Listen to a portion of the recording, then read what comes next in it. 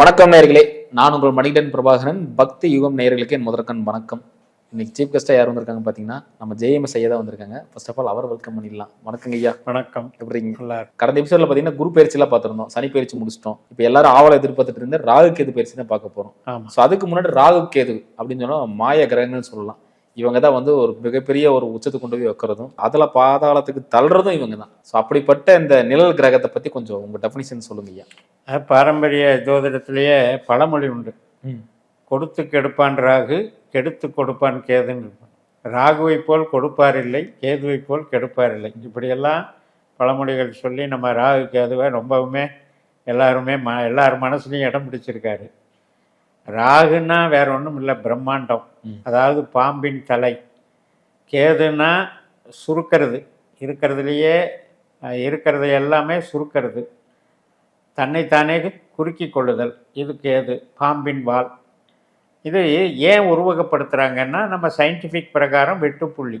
இப்போ நம்ம பூமி சுற்றுது, பூமிக்கு துணைக்கோளா சந்திரன் சுற்றுது, சூரியனை இதெல்லாமே சுற்றி வருது. அப்போ ஏற்படக்கூடிய அந்த நீள்வட்ட வடிவில் வெட்டுப்புள்ளி ஏற்படும் இல்லையா? அதாவது சூரியனுக்கு ஏற்படுற வெட்டுப்புள்ளியும் சந்திரனுக்கு ஏற்படுற வெட்டுப்புள்ளியும் தான் ராகு கேது. இப்போ இந்த ராகு அப்படிங்கிறது ஏன் வந்து நமக்கு அதிகமான பிரம்மாண்டம் அப்படின்னா, அவர் வந்து ஊதி ஊதி பெருசாக்குபவர். காற்று ஜென்ரலாக பார்த்திங்கன்னா அவருடைய நட்சத்திரங்கள் இருக்கிற ராசியை பாருங்கள், காற்று ராசி. மிதுனம் வந்து திருவாதிரை, அதே மாதிரி துலாம் வந்து சுவாதி, வந்து கும்பம் வந்து நமக்கு வந்து சதயம். இப்போ இந்த ராகுனாலே அவர் வாயு கிரகம் அப்படிங்கிற மாதிரி காற்று கிரகம். ஏன்னா பாம்பு சீறுவதுங்கிறது ஒரு சத்தம் தானே வரும், அதனால் அந்த சீற்றத்தினுடைய அடிப்படையில். ரெண்டாவது அதிவேகக்காரகன், போகக்காரகன், மோகக்காரகன், இப்படியெல்லாம் ராகுவுக்கு உண்டு. அதாவது என்னென்னா, உடனே நடந்தாகணும், பெருசாக சாதிச்சாகணும், எது எடுத்தாலும் எனக்கே கிடைக்கணும், இந்த எண்ணம் கொண்டவர் அந்த ராகு, தீவிரத்தன்மை. இதனுடைய தத்துவம் என்ன அப்படின்னு கேட்டிங்கன்னா, இப்போ இதே வந்து ஒரு நல்ல ராகு அப்படின்னு எடுத்துக்கிட்டிங்கன்னா, பாவ ரீதியாகத்தான் நம்ம ராகுவை பகுத்து பார்க்கணும். இப்போ ஒரு லக்னத்தில் ராகு பலம் பெற்றால் எப்படி இருப்பாரோ, நல்ல பூசின உடம்பாக இருக்கும், நீர் உடம்பாக இருக்கும், பல்ஜியான உடம்பாக இருக்கும். அது மாதிரி ஒரு வீடு கட்டுறாங்க அப்படின்னா 4ஆம் இடத்தின் ராகு அப்படின்னா பிரம்மாண்டமான வீடு, இப்படியெல்லாம் பிரம்மாண்டத்தை குறிக்கிறது. அதே சமயத்தில் கேது வந்து வாழ்க்கையே போதும், ஞானகாரகன், டிட்டாச்மெண்ட் பாலிசி, எனக்கு வந்து பட்டது போதும், இதுவே வந்து எல்லாத்தையும் நான் வந்து விளக்க ஆரம்பிக்கிறேன் அப்படின்னு ஒரு சன்னியாசி, ஒரு துறவி மாதிரி ஈடுபடுறவர் தான் கேது. அதே நல்ல கேதுவாக இருந்தால் ஞானத்தை வழங்குவார், கெட்ட கேதுவாக இருந்தால் என்ன பண்ணுவார்னா சித்தப்பிரம பிடிக்கிற அளவுக்கு பண்ணிடுவார். இப்போ இந்த போதை வஸ்துக்கள் இதில் வந்து அடிக்ட் ஆகிறது, தன்னைத்தானே அழிச்சிக்கிறது, இப்படிப்பட்ட அதாவது கற்பழிப்பு சம்பவங்கள், இது மாதிரியான ரொம்ப அசம்பாவிதங்களை எல்லாம் உண்டாக்குறது கேது தான். மெயினாக விஷப்பிரயோகம்னு சொல்லுவாங்க. விஷம் அப்படின்னது பாம்பு தானே, அதில் வந்து விஷப்பிரயோகம்ன்றது. இப்போ ராகுவு அதே கெட்ட ராகுவாக இருந்தால் போதைப்பொருள் சம்மந்தப்பட்டது, கடத்தல்கள் சம்மந்தப்பட்டது, தீவிரவாதம் சம்மந்தப்பட்டது, இப்படியெல்லாம். அதாவது போர்னு எடுத்துட்டாலே, இராணுவம்னு எடுத்துட்டாலே ராகுவாக வந்துடுவார். ஸோ இப்படி ரெண்டுபட்ட இதுகளை வந்து நம்ம ராசி மண்டலத்தில் எடுக்கும்போது, ராகுங்கிறவரும் உண்மையிலேயே நமக்கு மூலாதார சக்கரத்தில் இருந்து பாம்பு குண்டலினி சக்தி எழும்புறது தான் இந்த ரெண்டு கிரகமும், ராகுவும் கேதுவும். அதில் பாருங்கள், மூலம் என்பது தான் மூலாதார சக்கரம், அது கேதுவனுடைய நட்சத்திரம். அப்படி ராகுனுடைய நட்சத்திரத்தில் சுவாதிங்கிறது தான் சுவாதிஷ்டான சக்கரம், அதுக்கு பேரே சுவாதி. அந்த அந்த இது சுவாதிங்கிறத இடத்துல வந்து சுவாதிஷ்டானம் சக்கரத்தில் வந்து அந்த ராகுனுடைய தன்மை ஒழிஞ்சிருக்கு. அதுக்கப்புறம் வந்து திருவாதிரைங்கும் போது இங்கே விசுத்தி சக்கரம் வந்துடும், சதயமுங்கும்போது சகசிரார சக்கரம் வந்துடும். இப்படி ராகு கேது நம்ம மனித உடம்புல யோக சக்தியில் குண்டலினி சக்தியை கொடுக்குறாங்கங்கிறது முக்கியமான விஷயம். இப்போ இந்த ராகு கேது சொன்னீங்க, இப்போ நெகட்டிவ் பிளேசஸ் தான் இருக்குங்களா? ஆமாம், நெகட்டிவ் பிளேசஸை வச்சு இப்போ என்னுடைய சிஸ்டத்தில் பார்க்கறது இல்லை. ஏனென்றால் நம்ம இன்னைக்கு பல்லாயிரக்கணக்கான ஜாதகங்கள் ஒரு லக்னத்தில் நிறைய பிறக்குது இல்லையா? அதனால நம்ம அந்த காலத்தில் அப்படி ஆரம்பிச்சது தான் ஜோதிடம். ஒரு கிரகம் இந்த இடத்துல இருக்குது, கெட்ட ஸ்தானம் நல்ல ஸ்தானம்னு பார்க்க ஆரம்பம். இன்னைக்கு நம்ம சிஸ்டத்தில் எப்படி பார்க்குறோம்னா, என்ன உபநட்சத்திரம், ம். எந்த பாவத்தினுடைய உபநட்சத்திரம், எந்த பாவத்தினுடைய அதிகாரம் வாங்கியிருக்காரு, அப்படி பார்க்கும்போது நெகட்டிவ் என்பது 8-12. ம். ராகு 8-12ஆக இருந்தால் மரணம் கொடூரமாக இருக்கும், கஷ்ட நஷ்டம் அதிகமாக இருக்கும், மிகுந்த வந்து ரொம்ப வந்து அசம்பாவிதம், அசிங்க அவமான சம்பவங்கள் அதிகமாகும். அதே மாதிரி தான் கேது. கேது 8-12 தொடர்பு இருந்தால் சில பேர் வந்து சூசைட் பண்ணிக்கிறது, ஆத்மாவை வந்து இது பண்ணிக்கிறது, தன்னைத்தானே அழிச்சிக்கிறது, அதே மாதிரி வஞ்சகம், சூழ்ச்சி, சூது, மாந்திரீகம் இப்படியெல்லாம் போகிறது, இதெல்லாம் கேதுவில் வந்துடும். அப்போ கெட்ட கேதுவோ நல்ல ராகுவோ, கெட்ட கேதுவோ நல்ல ராகுவோ எல்லாமே பாவத்தில் தான் இருக்குது. அப்போ நாம் வந்து ஜென்ரலாக பாரம்பரியத்தில் என்ன சொல்லுவாங்க, மறைந்திருந்தால் நல்ல பலன், 3-6-11 ராகு கேது மறைந்திருந்தால் நல்ல பலன். அதே மாதிரி 2-8 இருந்தால் திருமண தோஷம், கல்யாணத்துக்கு ஆகாது, 7 இருந்தாலும் கல்யாணத்துக்கு ஆகாது, தோஷம். அப்படி வந்து பார்த்துட்டு இருந்த ஜோதிடத்தை இன்னைக்கு அட்வான்ஸ்டு லெவலுக்கு கொண்டு வந்து அப்படியெல்லாம் இல்லை. ஏன்னா 18 மாதம் ஒரு ராசியில் இருக்கிற ராகு டெய்லி 12 லக்னம் உயிர்கள் பிறந்துக்கிட்டே இருக்குது. அதில் எத்தனை பேருக்கு திருமண தோஷம் கொடுத்து எப்படி பாதிப்பார்? அதெல்லாம் பொருத்தமானதாகவே இல்லை. நம்ம ஆய்வுக்கு பிரகாரம் பார்த்தீங்கன்னா, இந்த உள்ள அப்டிராக்டாக போகும்போது 8ஆம் பாவம் 12ஆம் பாவம் இப்படியும் எடுத்துக்கலாம். உங்களுக்கு 7ஆம் பாவ கிரகமாக ராகு வந்து கெட்டு போயிட்டாலும் மன வாழ்க்கை சரியில்லைன்னு எடுத்துக்கலாம். அப்போ தோஷம் வந்து ராகு கேது தான் கொடுக்கணும்னு இல்லை. இப்போ குருவே கூட கொடுக்கலாம், சனியும் கொடுக்கலாம், புதனும் கொடுக்கலாம். எல்லா கிரகமும் கெட்ட பாவத்துக்கு அதிகாரம் பெறும்போது கெடுதல் தான் பண்ணுவாங்க. அதனால் ராகு கேதுவை பொறுத்த வரைக்கும் யாருக்கெல்லாம் தொழில் கிரகமாக வருதோ 2-6-10 பிரம்மாண்டமாக சம்பாதிப்பாங்க. யாருக்கெல்லாம் 3-7-11 கிரகமாக வருதோ அந்நியரை திருமணம் செஞ்சுக்குவாங்க, வெளிநாட்டவரை கூட திருமணம் செஞ்சுக்குவாங்க. 3-7-11 யாருக்கெல்லாம் 1-5-9 வருதோ அவங்க வந்து ரொம்ப ஒரு மாதிரி சயின்டிஸ்ட் மாதிரி அப்ரோச் லெவல் வந்து வேறு மாதிரி இருக்கும், வேகமாக திங்க் பண்ணுற ஆளாக இருப்பாங்க. அதே 4-8-12 வந்துட்டால் தான் அவங்க ரொம்ப வாழ்க்கையில் பிரச்சனைகளை அனுபவிப்பாங்க. இப்படித்தான் நம்ம. ஸோ பொதுவாக இப்போ ராகுகேது பயிற்சி இருக்குது. இப்போ ராகுகேது பயிற்சியில் நிறைய வந்து வாக்கியத்தில் ஒரு மாதிரியும் திருக்கணித்தில் ஒரு மாதிரியும் இருக்குது. ஸோ அது எப்படி நீங்கள் பார்க்குறீங்க? இப்போ உங்கள் சிஸ்டம் படி அதை டேட் என்னைக்கு வருது? நம்மளுடைய சிஸ்டப்படி ட்ரூ நோடுன்னு சொல்லது 30ஆம் தேதி வருது. அதாவது மே 29 நைட்டு வருது. இப்போ அதே நம்ம திருக்கணித பஞ்சாங்கத்திலேயே மீன் நோடுன்னு இருக்குது. மீன் நோடு ட்ரூ நோடுன்னு 2 இருக்குது. அதாவது சராசரியான வெட்டுப்புள்ளி, இது ட்ரூ நோடுன்னா யதார்த்தமான வெட்டுப்புள்ளி. அதில் வந்து அந்த அளவுகளில் கொஞ்சம் மாறுபடும். சொல்கிற பார்த்தா துல்லியமான துல்லியமாக டெப்த்தாக பார்க்கும்போது எங்கள் சிஸ்டப்படி 30ஆம் தேதி வச்சுக்கோங்க. மே 30ஆம் தேதி பெயர் இருக்கு. ஆமாம். அதாவது ராகுவானவர் வந்து கும்பத்துக்கு வர்றாரு, கேதுவானவர் சிம்மத்துக்கு வர்றாரு. வரக்கூடிய 12 லக்னத்துக்காரங்களுக்கு ஒவ்வொரு லக்னம் நம்ம பார்க்கலாங்க ஐயா.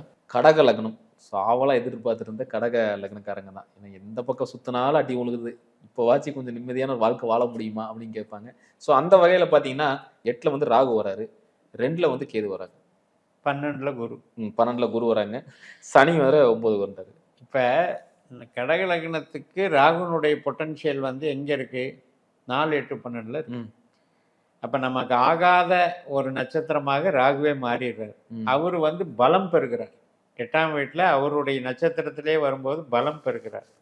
இது வந்து மிக மிக ஆபத்தானது. இப்போ நம்ம எப்படி சிம்ம ராசிக்கு சனியை பற்றி சொன்னோமோ அந்த மாதிரி சொந்த நட்சத்திரத்தில் வர்றாரு சனி. அது மாதிரி கடக லக்னத்திற்கு 8ஆம் இடத்துல உள்ள புள்ளிக்கு 8ஆம் அதிபதியே வர்ற மாதிரி கணக்கெடுத்துக்கணும். இவங்க ஜனன ஜாதகத்தில் யாருக்கெல்லாம் ராகு வந்து திசை நடக்குதோ, ராகு 8-12 தொடர்பில் இருக்காரோ அவங்க வந்து ரொம்ப எச்சரிக்கையாக இருக்கணும். இப்போ வயதானவர்களாக இருந்தால் ஆயுள் பங்கம் அல்லது விபத்துகள், மற்றும் நம்ம வந்து இப்போ பிரிவுகள், உறவுகளில் வந்து டைவர்ஸு, பிரிவுகள், இது மாதிரி தொழிலில் பார்த்தீங்கன்னா கஷ்ட நஷ்டங்கள். அதாவது வந்து முதலுக்கே மோசங்கிற மாதிரி, முதலே காணோம், கடனை வாங்கி வாங்கி போட்டேன், காணாமல் போயிடுச்சு அப்படின்னு சொல்கிறதெல்லாம் பெரிய பிரம்மாண்டத்தை கெடுதலாக பண்ணுறாங்க. ஒரு வகையில் அதிர்ஷ்டமும் சொல்லலாம். 8ஆம் பாவ ராகு எதிர்பாராத அதிர்ஷ்டமும் 8ல் இருக்குது. அதனால் எல்லாமே நெகட்டிவ்னு எடுக்க வேண்டியதில்லை. யாருக்கு தங்கள் ஜாதகத்தில் கெட்டவராக இருக்காரோ அவங்க மட்டும் நெகட்டிவாக எடுத்துக்கணும். மற்றது எதிர்பாராத அதிர்ஷ்டம். இப்போ நம்ம பேசுகிறோம் இல்லையா, 8-2 தொடர்பு, திடீர் தனவரவு, அதுக்கு நிறைய வாய்ப்பு இருக்கு. இந்த ஒரு லாட்டரி யோகம்னு சொல்லலாம். 2ஆம் இடத்துல தான் சுக்கிரனுடைய நட்சத்திரம் இருக்கு. அங்க கேது வந்துருவார். 8ஆம் இடத்துல ராகு இருக்காரு. இந்த ராகுவும் கேதுவும் கனெக்ட் ஆகும்போது 8-2 தொடர்பு இவங்களுக்கு திசாபுத்தி அந்தரம் நடக்கும்போது எதிர்பாராத தனவரவு கொடுக்கும்.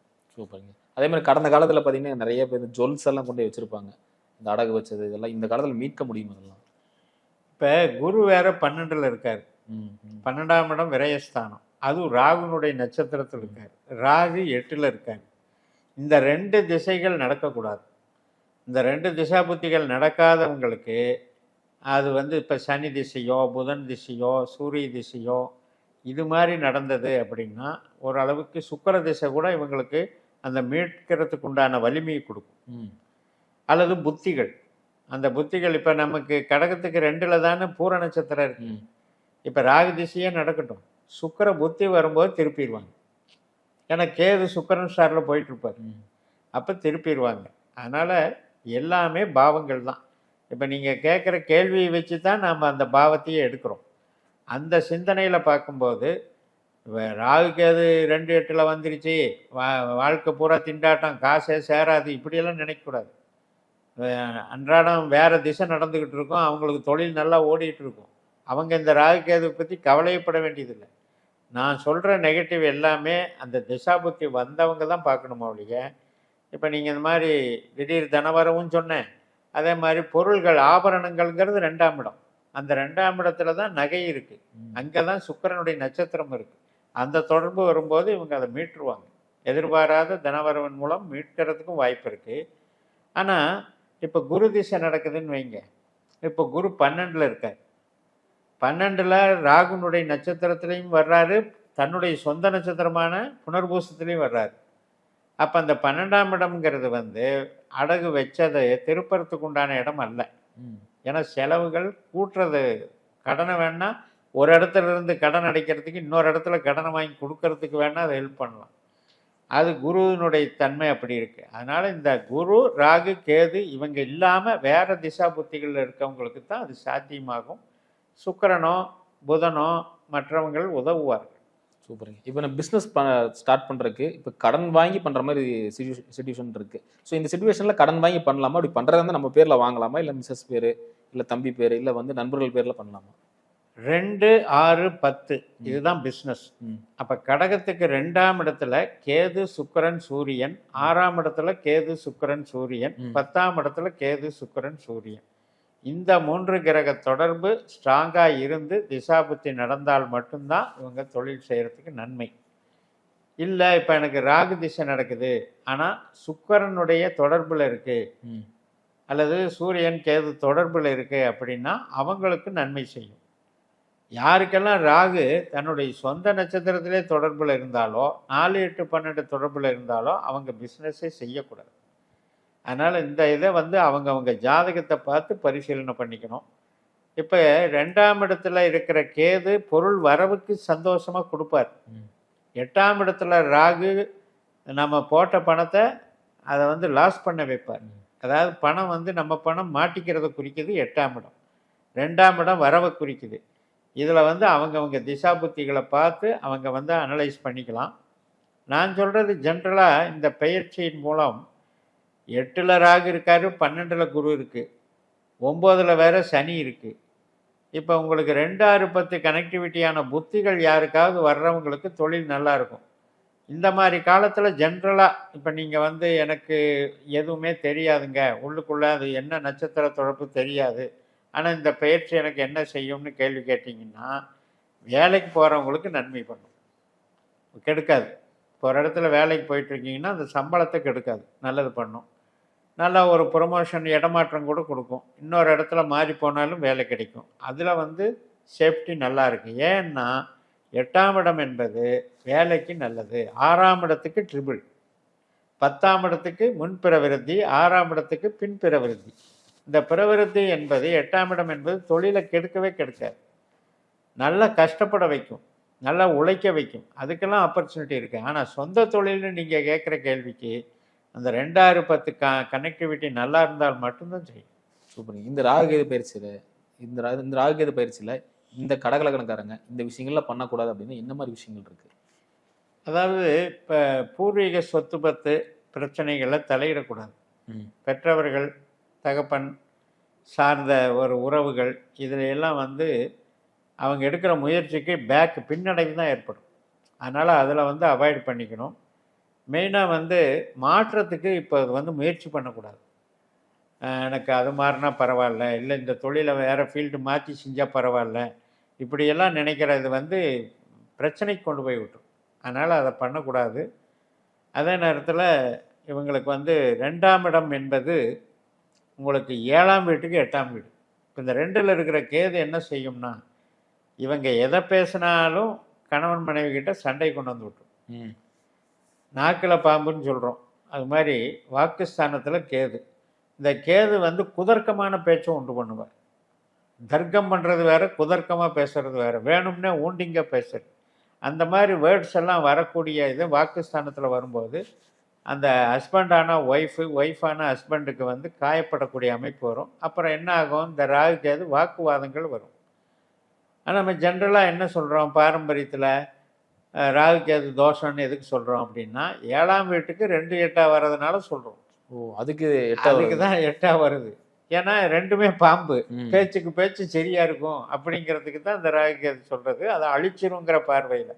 ஆனால் நம்மளுடைய சிஸ்டத்தில் உங்களுக்கு 7ஆம் பாவ உபநட்சத்திரமாகவோ அல்லது 5 9 3 11 உபநட்சத்திரங்களாகவோ இந்த ராகு கேதுக்கள் இருந்தால் தொல்லையே தரமாட்டாங்க. அவங்ககிட்ட பிரச்சனையே வராது. அதில் ஒன்றும் சந்தேகம் இல்லை. ஆனால் வந்து பேச்சில் கொஞ்சம் கவனமாக இருக்கு. சரிங்க, சூப்பரிங்க. ரொம்ப ரொம்ப நன்றிங்கய்யா. அடுத்தடுத்து காணொலி சந்திக்கலாங்கய்யா. நேரிலே இந்த வீடியோ உங்களுக்கு பிடிச்சிருந்தா மறக்காம லைக் பண்ணுங்க, ஃப்ரெண்ட் அண்ட் ஃபேமிலிக்கு ஷேர் பண்ணி விடுங்க. இதே மாதிரி இன்னொரு காணொலி சந்திக்கும் முறை உங்களது விடைபெறுவது உங்கள் மணிகண்டன் பிரபாகரன். நன்றி, வணக்கம். வணக்கம்.